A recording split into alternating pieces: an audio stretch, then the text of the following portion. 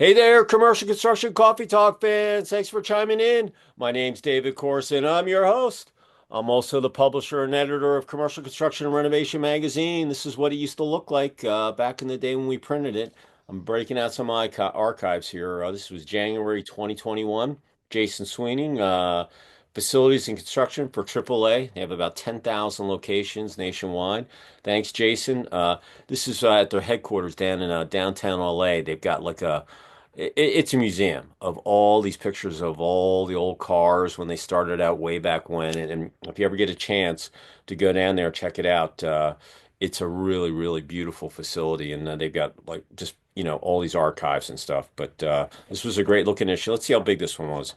This one was 140 pages. Let's see what I was doing way back when. Oh, I have two pictures in here.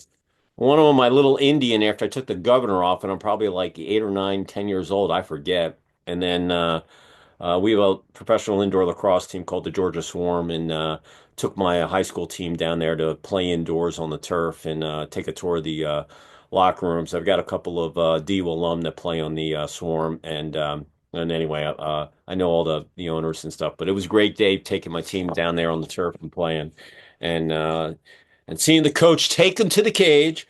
But listen, I stopped printing the magazine, went 100% digital. August of 2021, when we had White Castle, was my last cover that we printed. But don't miss the printer, don't miss the post office. It's been an amazing transformation from print face to face, and just had under 49 million people hit the website last year with hits and interactions, and everybody out there that's consuming our content and finding us on the web. We really appreciate it, and you're gold in my eyes, and look forward to continuing the momentum. And I have no idea where we're going to. Last month I had 7.6 million, and it just keeps growing. So I don't know where I'll end up at the end of this year, but it's just been going up, and it's just been an amazing ride. So I've become a digital guy. I'm a content creator. I'm a prompt programmer with with AI and everything else that's going on with technology, and it's just been you can teach an old dog new tricks, and I thought I knew a lot, but I've learned a lot in the last couple of years, and it's been really, really awesome. So, uh, kind of chilly out here today. We had the wicked thunderstorms come through over the weekend, and it was kind of a nothing burger. I think when they got to the Alabama border, they kind of got into the hills and lost a little of their punch, but everybody was talking about them all week, and there was some damage and so forth. When Helene came up from that's Hurricane Helene that hit Florida and then came up and hit Asheville. It went right over our house, and I just started my framing on my lake lot build for my empty nester, and it blew down the whole front of the house. And I said, "Oh my God, here are these storms coming in. Now I finished the house, and I'm going to get hit by Mother Nature again." And but she was easy on me, and just a couple of things, blowing out of the way. But I'm just glad everything was still intact after the weekend, because some of the storms I saw in St. Louis, as that weather system made it across the states, the eastern side of the states, it looked like it was going to be brutal. But never mess with Mother Nature, because you can't control it. That's for sure.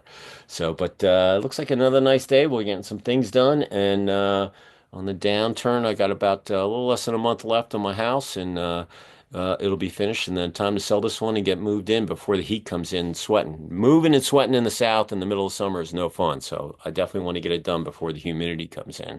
So today, I have a nice gentleman. His name is Neil Peterson. He's the CEO of LED Lighting Supply. And lighting is architectural, it's energy, it's direct, it's got so many different tangents to it, and you can apply it in all different types of scenarios and so forth. So, Neil, say hello to our listeners out there on Commercial Construction Coffee Talk. Yeah, hi. Thank you, Dave. Yeah, hi. Neil Peterson here. Again, as David said, LED Lighting Supply.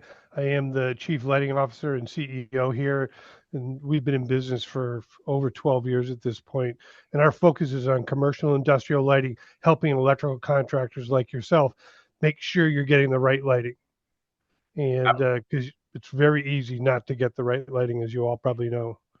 Yeah, we had We had 69 cans that I had put the housings in. And I talked to a couple of lighting buds of mine that I've known over the years. And yeah, we were talking lumens. Do you want soft light? Do you want daylight? How bright, how light? And we went with the day lighting. We were looking and I said, babe, you don't want that like yellow tint. You just want the daylighting gig. And everything had to be dimmable. We wanted to have colors and all that. And but it's so amazing to see how far LED has come over the last, I'm going to say, 10 years as it just kind of made its entry into the market. And now everybody uses LED. I don't care if it's on spotlights, interior lights, exterior lights, low energy, high brightness. They last forever, easy to, do the retrofits. And so we were looking, and now my electrician, he's up there today, doing installing on the cans, the electrical.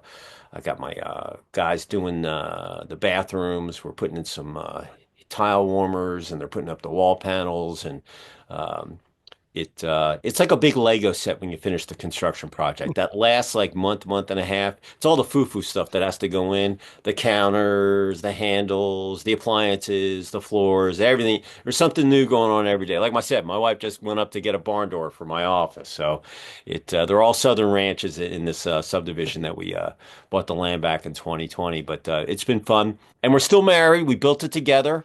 And I kept my mouth shut the whole time. I'm not the color consultant. I'm not the interior designer. I'm just kind of the ops guy looking at stuff.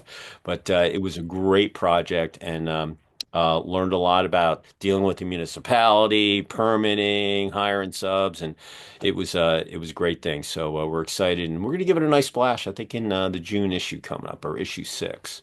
So, so Neil, the way we're going to do your interview is you're gonna tell us your story, where you grew up, where you went to school, and kids, sports. We were talking skiing right before we got on, so I know that you're a downhiller and on the boards. And then we'll phase into lessons learned from the last 5 years of the roller coaster that we've all been on, and any new products or trends that you see, in the lighting sector. And then you'll leave one positive thought or phrase in your contact info, and then we'll close out the episode. So, with that said, the floor is yours. Tell us your story. Yeah, thank you. Thank you, David. Yeah, again, Neil Peterson. I was born and raised in Massachusetts. Our business is in New Hampshire now. I went to school in Acton, Massachusetts. I also went to school in Connecticut for a short time. Graduated from Roger Williams University in Rhode Island. What got married, had 2 kids, have my first grandchild now.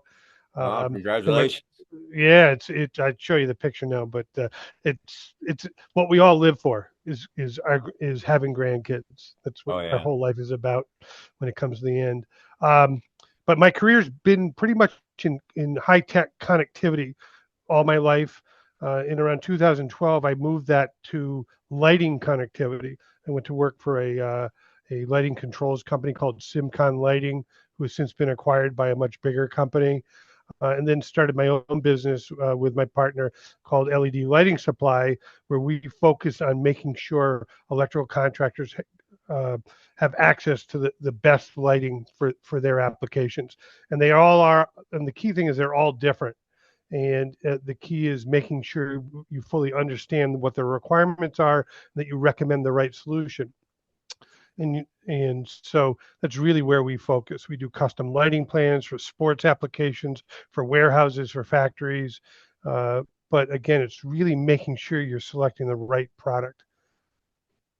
Yeah, it doesn't really matter what, knowledge is power. And as new products come into the market, and every technologies at warp speed, stuff that you find today, 6 months from now could be, outdated, especially with Right. AI applications. So, but like I said, lighting is so important because, we're in the commercial sector. So that's retail, restaurant, hospitality, federal, office interiors. It could be, a headquarters. It could be a data center, cannabis, craft brewer. We cover all that stuff, multifamily, and every application, depending on, what you want to achieve, is going to determine the product that you put in there.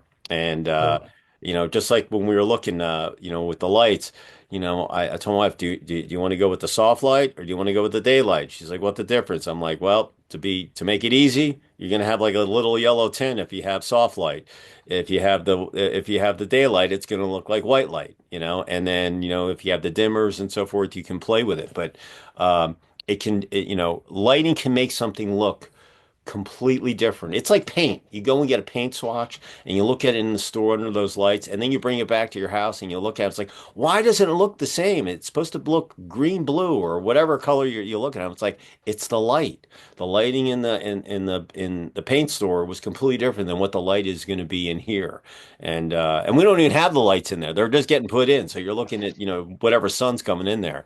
And but lighting is, I'm telling you, it it can consumers go in and they look at stuff, whether it's, a jacket they're looking at that's on a hanger, or they're looking at tires or what lighting. My parents were jewelers. So you go in, lighting had to be so cool because if you wanted to sell a diamond, if the lighting wasn't correct, you weren't going to see the four C's, clear, clarity, and all that. And it can make or break a sale. So lighting, I don't care if you're selling fruit, tires, diamonds, clothes. You have to know what you're choosing because it can make or break your revenue line if to your prosperity. Right. Correct on Right. that? Yeah, absolutely. And David, just to add to that, you're talking about you're using those can lights in your home. Your wife wasn't sure what color she wanted. She took your description. The can lights today come color changeable. So at time of installation, you can set them up to 4 or 5 different color temperatures and wattages. So you're able to, in an environment like that, when they're installing it, they can show you what it looks like because which has become a very powerful tool for the installers to be able to do that. That was one of the biggest things that when we chose those LEDs was that, number one, they were dimmable. Number two, that they could change the lumens or the color that you were getting, and also they were also multifaceted as far as getting the little in our house right now. She had just put these LED strips on. I thought they were really cool. Really easy to assemble, and she can put them on a timer. They go on at night. They change colors. You can have them sing, and like I said, there's so much stuff that you can do, and some of that stuff is just a DIY Absolutely. project, and you can get them done. I told her after she did these two bookcases on our wall where our big screen was above the fireplace. I said, "Oh man, we should put that in all the built-ins that we're putting in there. I mean, I would totally put that in my office." And she's like, "Yeah, cool, man. That tape was like $10, that roll or whatever." And they last forever. And like I said, low heat, and they look really, really pretty. You can change all the colors, and it's all done on your phone. And so it's just amazing, what has transpired. I would say, let's see, I've been around 25 years, and just from incandescents to the regular bulbs, and then the LED came in, and then it was this interior, and then they went exterior, and then I was a medium sponsor at Light Fair, way when Light Fair was the big show. Now Messi Frankfurt bought it, and they got a couple other shows that are around there. But I can remember where LEDs kind of were just coming in, and now everybody's got their hands in LEDs. And but you can see the transformation that they did, and it's technology, it's improving, and then hey, copying other people's, that's just another form of flattering. So, if I see something just like in a publishing, hey, that was a really cool way to do their report. I don't like to copy it. I kind of like to tweak it and put my own little flair on it. But shoot, I don't know everything. I kind of look at stuff to get ideas, and lighting, I think, is a very competitive marketplace. Just like signage, it's just it's a commodity item. Everybody's got to use it. But if you don't choose it the correct way, it's not going to operate the way that you think it's going to be, and it's just really, really important, especially if you're a retailer, because depending on what you're selling, that light is going to determine how that consumer, when he comes into your facility, is going to look at that, especially like fruit. You don't think about it, but you go in the grocery store, you look at a piece of fruit, and then you bring it home. It's like, oh wow, it didn't look like that, in the store. That's just because of the lighting and the way that they're using it. Whether it's the big ones or you know where I'm coming from. So It makes or break a retail location. The light, yeah, not enough, wrong color, whatever it may be. yeah, absolutely. So, um, So talk about your transmission, transformation. So you went to school. What was your major Sure. in school? Business. It was business in the beginning of computer science. Yeah. So you went into lighting, and then you kind of decided to go out on your own, correct? Absolutely. And it was probably the best thing. And we're all web-based inbound. So we do a lot of web promotion, SEO as it's called, and and people find us. And our brand products are really stretch from those can lights you talked about in the commercial space all the way up to explosion proof or high temperature lights for steel plants and nuclear power plants where temperatures can get up over 200 degrees. So again, we're really we a broad breadth of product offerings that we provide to the industry. So talk about, as you're carrying lighting products. Lighting's needed in just about in any type of facility, interior or exterior. And uh, March 2020, 5 years ago, basically, give or take a couple days, everything goes kaput.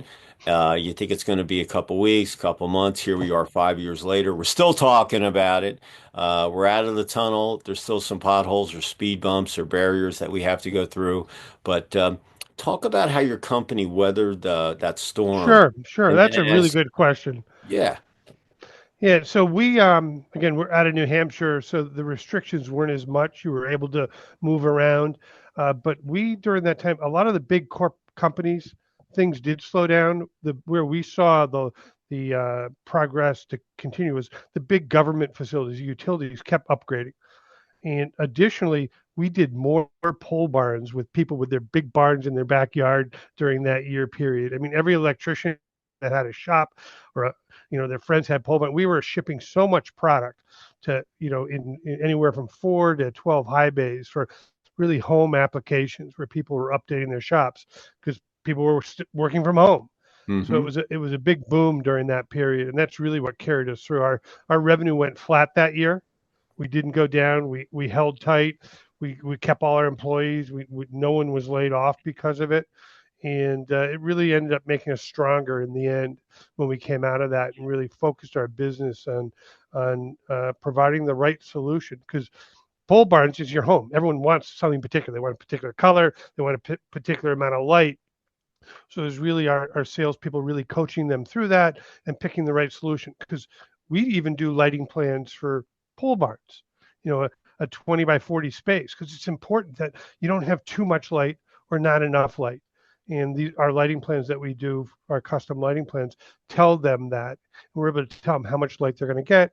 We can show them pictures of what it looks like or what it will look like. And, we've had our very high satisfaction from the electricians and customers we work with. Yeah, listen, the first thing that I did, I didn't go to the lighting round. I went out and redid my deck. But if I didn't do it right away and go buy those 2x10s or 2x4s or You eights, never whatever would have they gotten were, them. well, I wouldn't have gotten them, but I would have paid like 70 or 80% more than they were. And it was funny. My family's been in construction since 1888. We're in demolition and recycling. We were doing recycling before sustainability was even a word. But anyway, we're doing the deck, and my son's like, "Hey, Dad, why aren't you a contractor?" I'm like, "I come from a construction, Brody. I've shoveled asbestos, I've welded, I've been in the scrap metal, I've done all that stuff." And I just, didn't, but I'm a builder. I mean, I build this magazine every month. I used to do it with paper and ink and editorial. Now I do it digitally, but I'm still a builder. I can say I built it. And, I'm building the house right now. And as soon as that's finished, I'm going to say we built that. And I just told my wife, I said, look, we bought that land back in 2020. I said, look, if we're going to build it, we're going to build it ourselves. And so we can use it for your portfolio. And um, uh, and she had all of the other subs to get the house done, the electrician, the plumber, the millwork, flooring install, all that stuff. But we had to get the front end where the big nuts are, clearing the land. We needed a grader, we needed a framer, we needed a roofer, we needed a concrete guy. And but up in we're about 30 miles north up by the lake. So we're up in kind of the burbs and the sticks. All these guys are connected. They all know the building officials for the county. So one guy one led to the other. You just take them all to keep them all happy. But the amazing thing is they do excellent work. And Absolutely.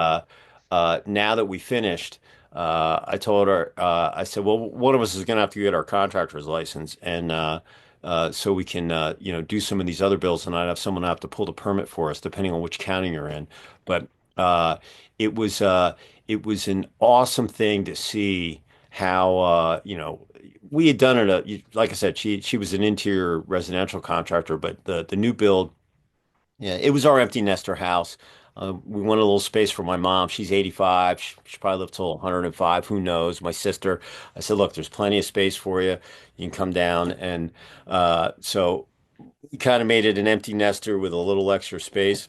And but going through that whole process of thinking about it, and just like even with the exterior lights, we were dealing with the landscape architect, and we had put some lights on the exterior, but we wanted some in the ground. He's like, yeah, look, I wired for him, I haven't picked them, help us choose the right ones that can give that wall washing effect coming down versus the lights sort of Right. coming down, giving that exterior look. And we thought about all sorts of stuff, but like any construction project, you're always gonna be like, oh, I wish I would have done that. Well, you just learn from it, and you go, and then listen, if the drywall's up, hey, who wants to puncture holes and have to mud that stuff? But it the lighting really changes. I can't wait to see what the lights look like when he finishes. And I mean, right now that they'll come back and put the last final coat of paint on now that they're finished, but it's going to look really cool. You can't really tell it. Look, the walls look white, but I know that they're a little creamy.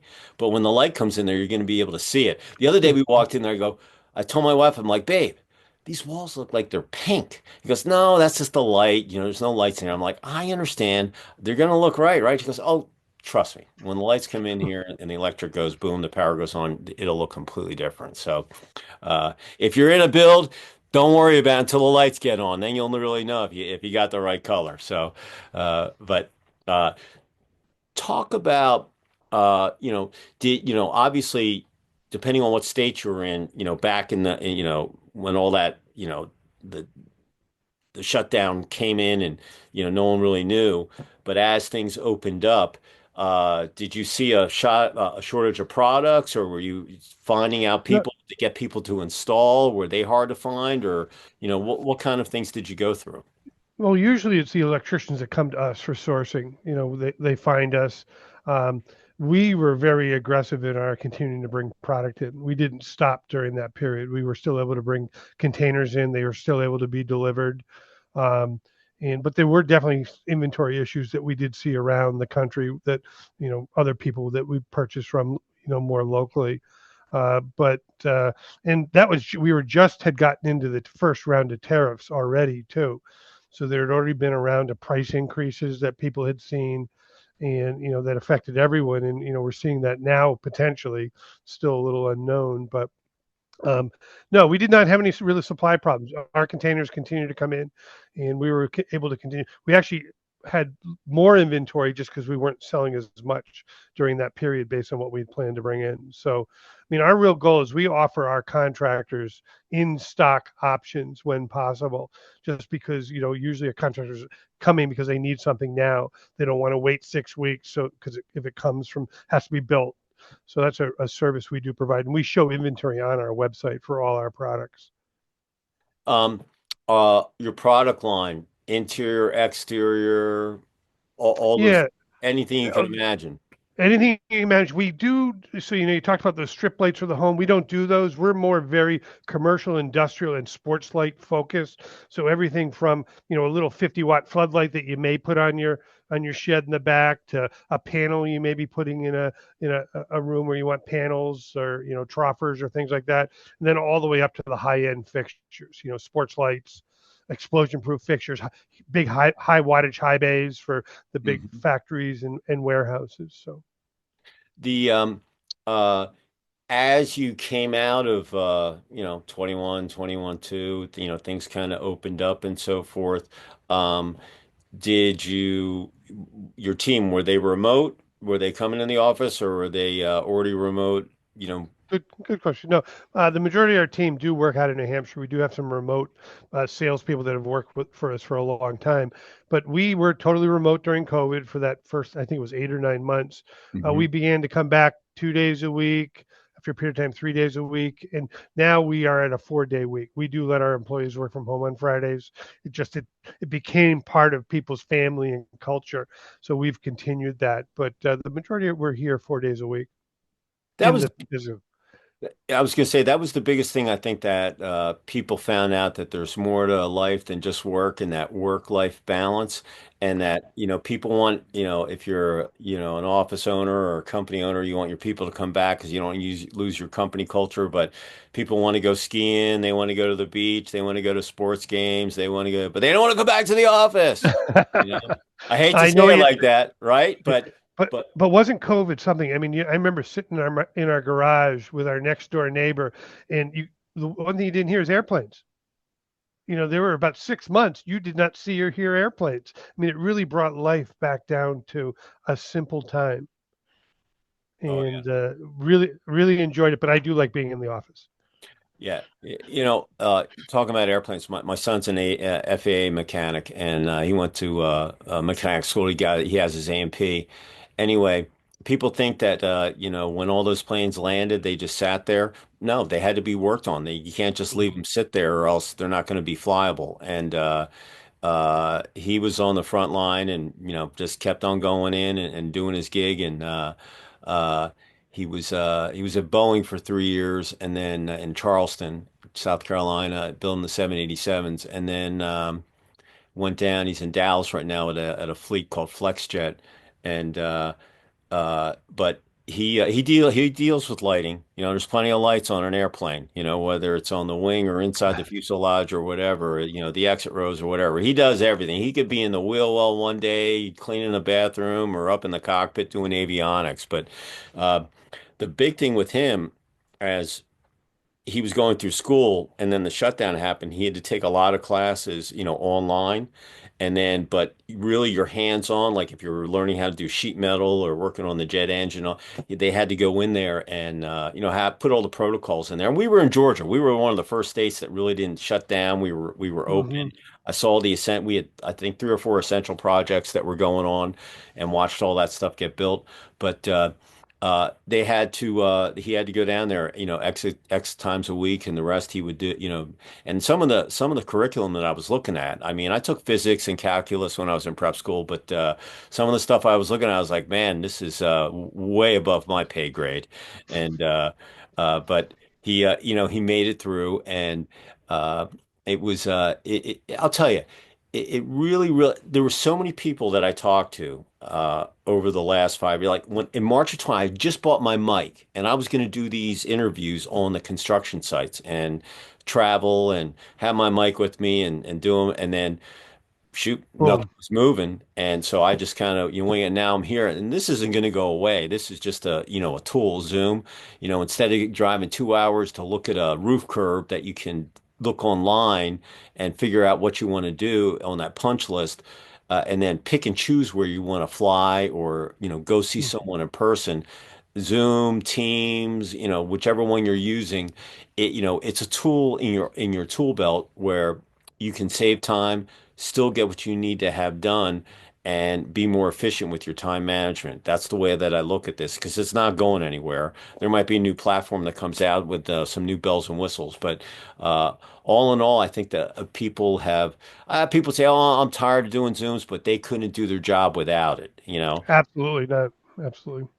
And AI, I think if AI was not around over the last couple of years, it's just helped the construction industry immensely with just knowledge and learning how to apply it so you can get things done quicker. And I'm not in that camp where it's going to replace all, listen, someone's got to build all that stuff. So, Right. uh, but there'll be, listen, that's just change, it's efficiency. And but once again, lighting. someone's got to build those bulbs. Someone's got to install them. Someone's got to look at them. Someone's got to, and the last thing you want to do is have a channel letter outside your store with one of the letters not showing, whatever it might spell. You never know what might happen. So, uh, what are some of the cool projects? Even though you're kind of in that industrial, sports gig, Sure. I see a lot of the stadiums. I had a sign guy on. They have a lighting division, and they did the university, not university, the women's soccer team in Cincinnati, and the whole stadium's got the LED lights, and they're all computerized. I mean, there's so much stuff that you can do. What are some of the cool things that you see coming down the? Yeah, I mean, the real exciting ones for us are the schools. The school baseball, soccer, and your high schools is really where we're focused. They don't need all those colors going on with controls. I mean, that really drives the cost up and the complexity up. But just basic, getting your 50-foot candles in the infield and your 30-foot candles in the outfield, with great lighting. And we've recently gotten a bunch of drone videos that our customers have taken of the fields, and it is just beautiful lighting. And you can really, upgrade a high school field very cost effectively and get the light level you need. Because if you think of Little League does require 50-foot candles in the infield and 30-foot candles in the outfield. That's the Little League standard. And we, through doing our custom lighting plans for the location, we can show them that, give them pictures, and then when they finally complete the field, they can go get the measurements and they see they're meeting the requirements. And that's very important because that's a big investment for them. So, those are really the exciting, cases. The sports are really exciting for us because we see the end results for those. A lot of our projects, we don't necessarily see the end result because it's the electricians buying the product from us. They've selected it. They're installing it. We don't always see the end product like we do with sports fields. Yeah, I would now when you're dealing with that, you're dealing with a school. Are you dealing with the actual, let's say, the principal, or are you dealing with like the city council that's in, or is that just depending on what county you're going into? It depends. A lot of times they already have their own electricians that the city uses. Town, we're normally dealing with them. In some cases, it is the athletic director. Again, it really depends on who is driving the effort because the budget has to usually be approved before they do that. We do with a lot of municipalities doing that also, and but it's just incredible. And there's a lot of things to consider. There's dark sky issues. There's neighboring property issues you have to worry about. There's town, permitting requirements. Sometimes they require a certain color temperature. Sometimes they have other types of requirements, and it's very important that you understand all those before you begin the project. Absolutely, absolutely. The coolest thing that I think just the trim aspect of it that people don't think about, what gives it, you could have three different facilities and they're all built the same, but you put different lights in a couple of aspects, it can completely change, the visual of what someone sees. Yeah. And that's No what one wants to play on one of those fields because it doesn't look as good. Even though it's the same, the light's just different, and everyone else wants to play on the other brighter fields. yeah. It really is. And that's why it's very important when you're doing a complex that you get the fields all to be somewhat uniformly the same. Because if you don't, and that's the real thing, uniformity is the key in sports fields because you want to the foot candles be uniform on the whole field. Because if you don't, then you get dark spots, you get what look to be shadows, even though it's not. But it's still the eye is what drives people to feel what the quality of light is. Hey, listen, it's an advantage if you're an away team coming and you're playing in at night, whether it's on the lacrosse field or the baseball field, you have to get acclimated to those lights because they have the advantage. Just like if you come to University of Denver and play, we're a mile higher. Our bodies are used to having less oxygen it's a home field advantage. Same thing with lightings. We have a huge complex here where the soccer gods have all the fields and lacrosse guys, we play on the football turf field. But when all the lights are on there, you can tell which ones were relamped or not because one field will look really, really cool, and then the one next to it's like, oh, it's got old lights up there because they have it's the same size field right next to it, but it'll look completely different than the one Right. next to it. And Yeah. And what hasn't come up yet that we haven't talked about is that why do companies do that? One, they do it for the quality of light, the safety for the players, but it's also the energy savings and the life of the product. Energy savings, you can save anywhere from 50 to 70% of your energy costs, that you were paying for that older metal halide fixtures. Also, maintenance is greatly reduced. Drivers and LEDs do not fail as frequently as the ballasts do that are in those old fixtures. And as you know, you see them. It's that old yellow light. The LEDs are that bright daylight, that white light, and it just makes such a difference when you're playing sports. Yeah, when we were putting in the cans, I told my wife, I go, look, you don't know what you want to do. So look, we're going to put the housings in, but we're going to put them in where if you want to screw a bulb in there, you can go that route, old That's the school, way to do it. or you can go this route. You make the decision. I'm going to tell you to spend a little money to put that housing in there the way it is. And then when you get everything done and your paint's up, that's when you can decide, hey, and that's when I called my lighting consultant bud that I've known forever. He was out in Long Island. We were talking one night and he's going, oh, 2,500, 300 lumens and this and that. And, do you want that soft light or do you want the daylight? And so I went back to her and I said, look, we have the housing in there. I don't care if you put it in. Personally, I think you should go with the daylighting, not the soft light. But you're the color person, so I'm gonna let you. But she went with the daylighting. I said, look, and listen, if it's too bright, we'll turn it down a little. It's not, Right. you'll find your sweet spot, and you might want more light in the kitchen than you do in the den, and that's what dimmers are for. And but you got to think about that stuff, and especially you never think about sports. But if you're on the baseball field, if you can't see the home team has the advantage if you're playing at night because they're used to that light, and the ball might not look it might not it's coming in fast, but it might not look like it's that fast. They might get more strikeouts than you think they're going to happen. I mean, you don't think about this stuff, but it happens. And if you don't think the home team is using that to their advantage, they're totally doing it. They know. Absolutely. And I'm sure that Absolutely. they got some of the science or the professors and hey, you want to do this because they're not going to think about that. And as you get older, your eyes go and this and that. I can still catch and throw, and but some of the play in the old man's league, so we'll play at night during the summer. So the lights go on. Probably if you're the late game, you're probably under the lights. But I'm telling you the transition from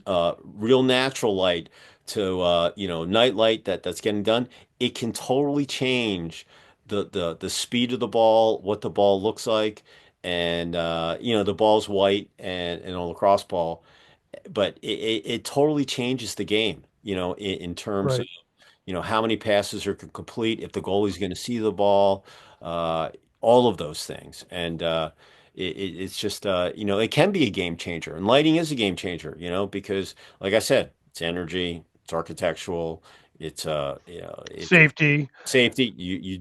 I was just coming out to say it. It's all of those things, and you got to have it.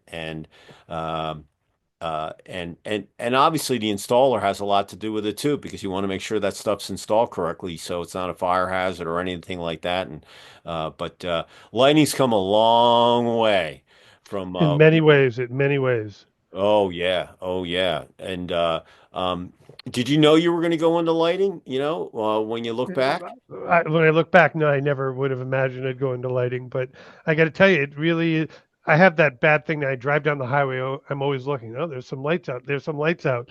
It's you get addicted to it. It's basic, but it's what everyone uses. It is, and the whole industry's been in a shift, going from fluorescent metal, HID lighting to LED. I mean, a lot of that old technology you can't get anymore. There were PCBs in the drivers or the ballasts as they were called, and or the stuff's very expensive.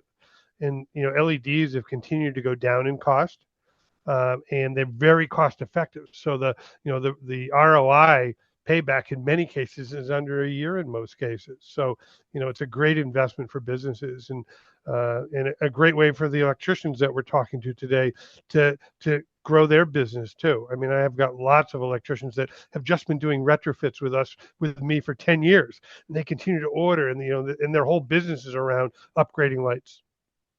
Yeah, I think I bought, I I think, yeah, I bought 72. I wanted a couple extra Mm. just, just to have on hand. But I Good probably, thing they won't be the same in 6 months. So no, that no, but technology. I used a big brand and, we looked around and, I probably spent, I don't know, I got them on sale and they were I don't know, I probably spent 300-400 bucks max on those, and they're Mhm. beautiful and they're totally affordable.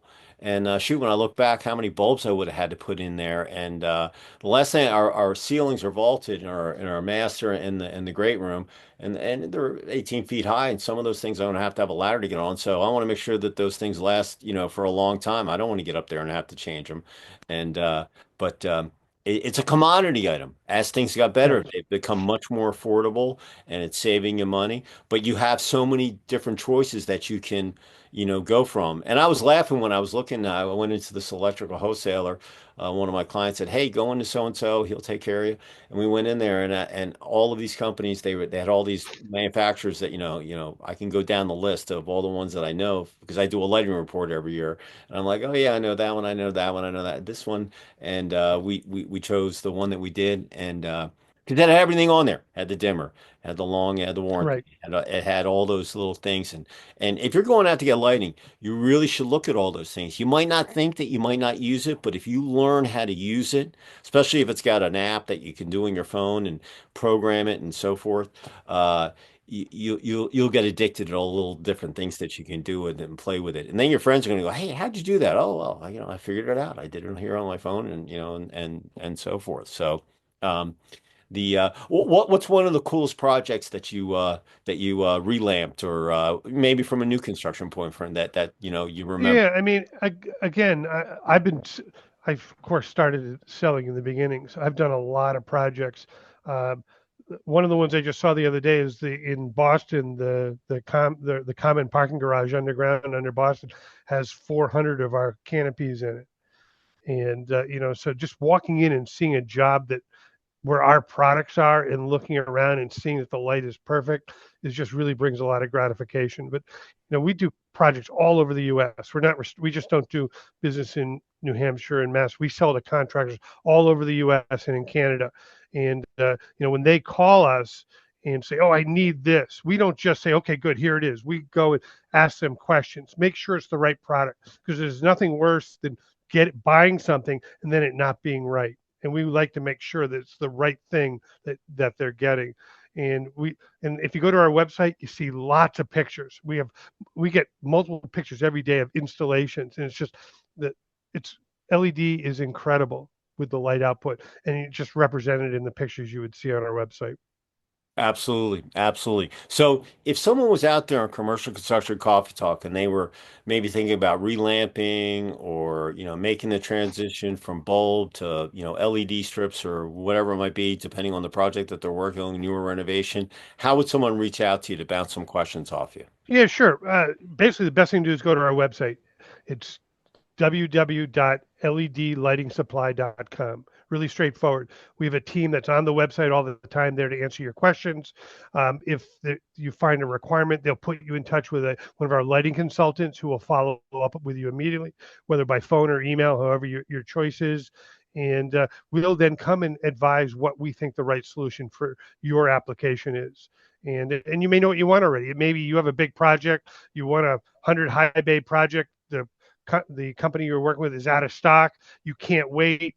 Our website tells you what we have stock in, and we can help you get that product right away. We ship from our New Hampshire warehouse. We have warehouses in Texas, LA, and in Georgia.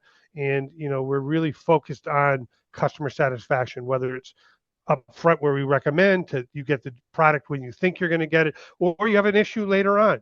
We're always there. And again, our reviews on our website will tell you that. But so we're here to help you pick the right product. So if you're out there in commercial construction coffee talk land and maybe you're a lighting designer that helped you with the project, you had some questions and you're not getting the answers, but you want to make sure that you're putting in the right product for the right application.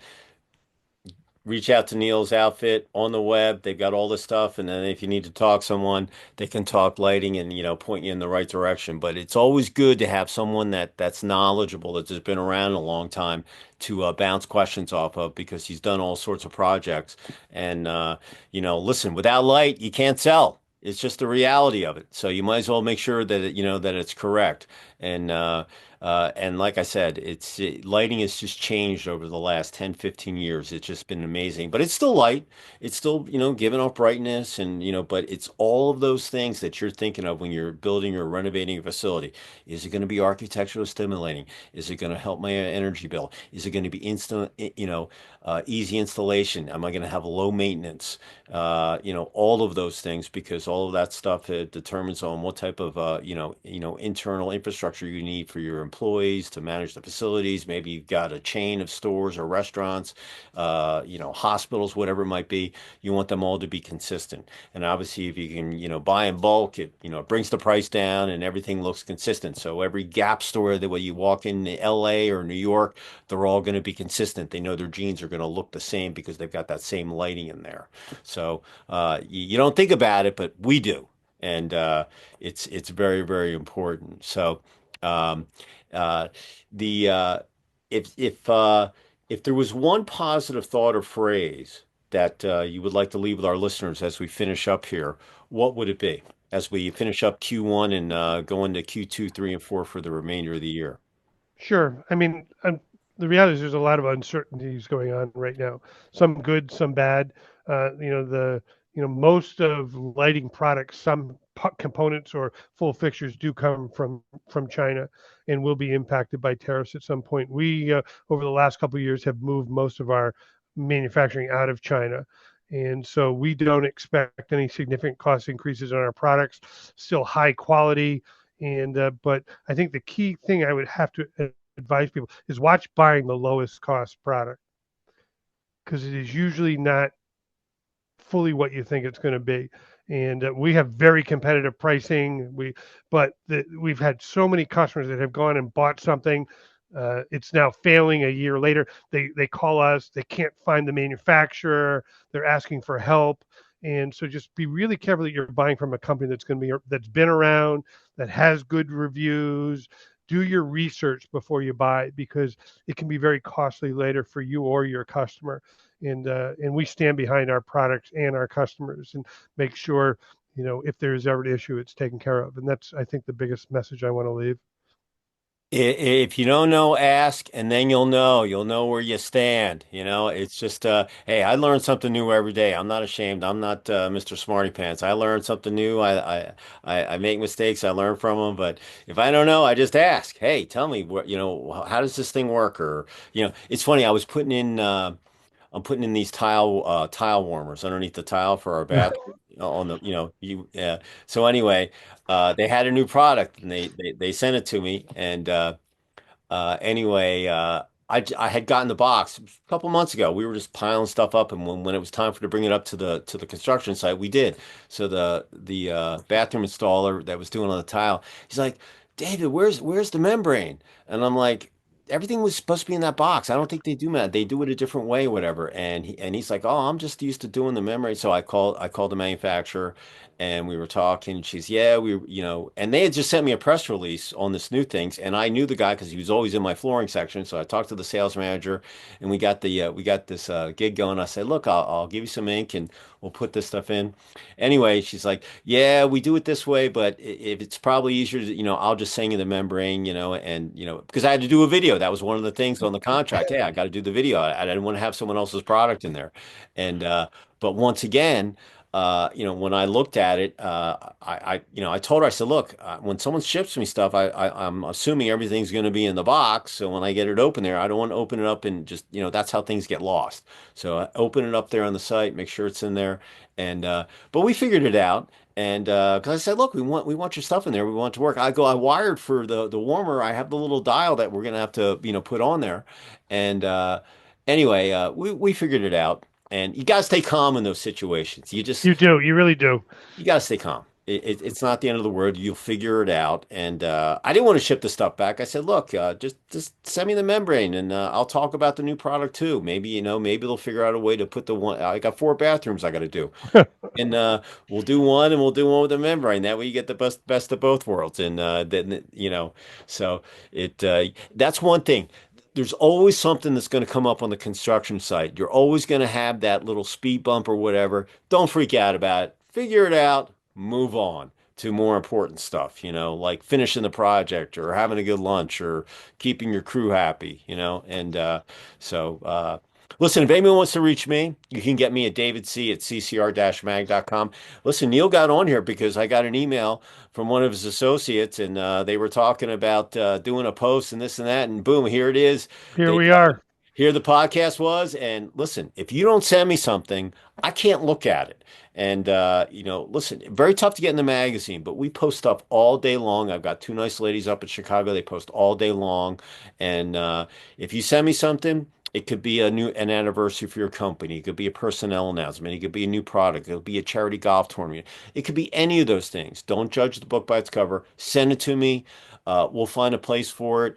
Turnaround time is probably, I don't know, 24, 48 hours, but everything will be indexed. It'll be good for your SEO, which is search engine optimization. That's how Google finds you on the web. They can point you towards a website so you can do your investigation. And it's a win-win. And we love content and we post a ton of it all day.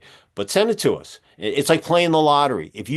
If Neil would have never sent me an email, he wouldn't be sitting here right now, or his associate. So if you don't buy a ticket in the lottery, you can't win. If you don't send me something, I can't look at it.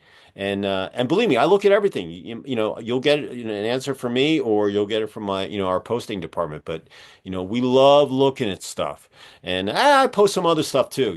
How to buy the right insurance, or what are the right truck tires to have on your vehicle.